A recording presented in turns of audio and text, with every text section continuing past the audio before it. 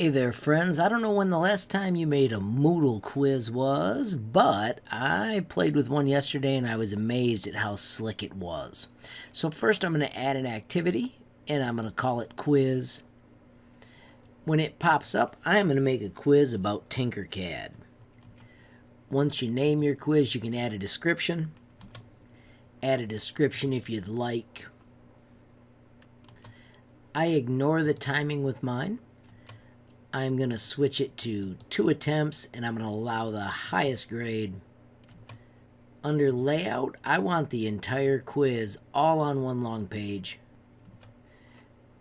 My thought on question behavior is let them shuffle and have deferred feedback. I'm happy with the review being set up with those all checked. No need to do an image, not real worried about decimal points. I do not require a password. I'll add a simple, fantastic work. You could add more feedback fields if you wanted. Even though I really like badges and the kids do like them, I'm not going to do a badge on this part of the lesson. And then as a tag, I'm going to type Tinkercad. And then I'm going to hit Save and Display. It notes that I need questions, and even before I need questions, I am going to add a category. So I'm going to go to the Administration, Question Bank, and then Categories. And then I'm going to scroll down to the bottom of my long list of categories. And I am going to make a Tinkercad category. So whatever you were making your quiz for, you would do the same thing and then add it. With your new category in place, it's time to go to the questions. I'm going to create a brand new question. I want my questions to be multiple choice for this project, and I'm going to hit Add. I'm going to switch categories and put it in my new Tinkercad category. Notice it had 0 questions. And then I'm going to call my first one, and I'm going to call it View Button. And now I'm going to go to work getting the images for the quiz. So I'm going to go to another browser window. I'm going to sign into Tinkercad. And now I want to get all of these little buttons, but I want to get them in a larger size. So I'm going to change my view to 175. And then I'm simply going to use the screen capture tool that I prefer. Some days it's Nimbus, some days it's DuckLink, to capture the little pieces I need. As soon as I save them, it puts them in the downloads folder, but I am going to make a Tinkercad folder quick so that all my little images are stored in the same spot.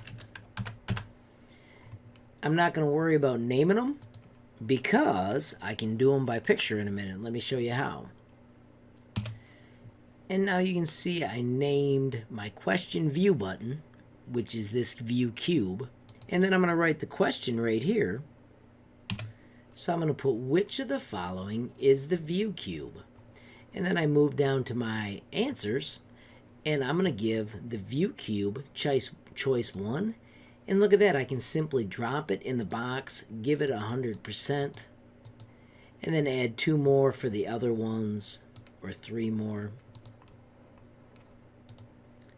I'll put the work plane in there, and I'll put the group. Got to move it down so I can see it first, because I've got my screen scrunched. None of those get the correct feedback. I do like to add feedback for the correct answers, so real quickly I'm going to type well done. And then I typed in sorry, that's not it for the other ones. And then I'm going to hit Save Changes, so that question is now created.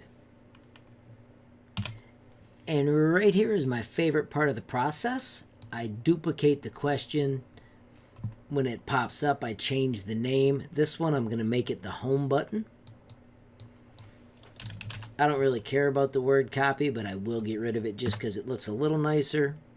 And then I'm going to change it. Which of the following is the home button? And then I simply go down and delete one of the other choices. Why not pick the one that already had the 100% and bring the home button in its place? If you want to add variety, you can get rid of one of your other questions, but you really don't need to because it's all going to be scrambled anyway. And just like that, you have instantly created 2 questions. I'm making a few of these without you, but here I've got one that changes the colors. Now I can increase the difficulty of this by deleting one of those and bringing out the whole tool as well, so that way it's a little bit less easy and also gets us better feedback. My future quiz is going to have 10 questions, but I want to make more than 10 questions so that it'll randomly choose them. Alright, so you can see I've got 18 questions I've made. And now I go back to my Tinkercad quiz, and I'm going to do it with the breadcrumbs, and I'm going to edit the quiz. And then at this point, I am going to add, and this is where it's so cool, I want to add a random question. I want a total of 10 of them, and I want them from my Tinkercad area. And when I hit add, it immediately drops in 10 random questions, and my quiz is built. With any quiz, you should preview it, so I'm going to hit preview quick, and let's see how nifty that shows up. Which of the following is the delete button? It is not difficult, but it is a good test to see if people do understand the buttons they are using in Tinkercad. And there you have it, my friends, creating a Moodle quiz in no time. Thanks for watching. Please add comments. If you have any questions, let me know if there's something I missed that you'd like me to change. And I hope you enjoyed the super slick, super fast, how to make a quiz in Moodle.